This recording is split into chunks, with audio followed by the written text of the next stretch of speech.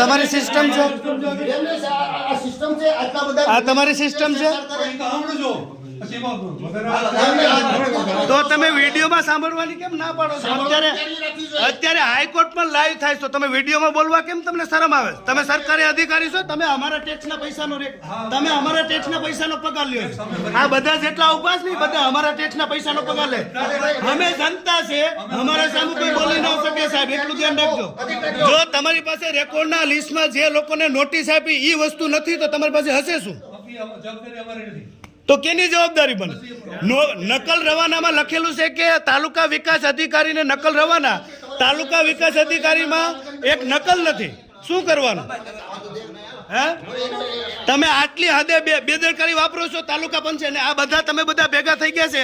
તમને એટલી ખબર છે કે તમારા જ તાલુકા વિકાસ અધિકારી જે તાલુકા વિકાસનું બોલ્ડિંગ છે એ ત્રીજા માળે છે, અરજદારો હેરાન થાય છે ને ત્યાં પાણી પણ નથી. શું કહેશો?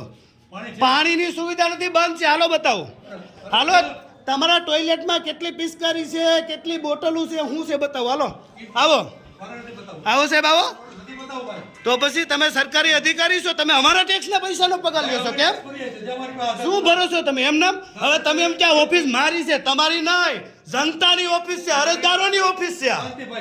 હા, ના ના ના, કેમ એટલે તમે અમને મારશો? તમે મારશો?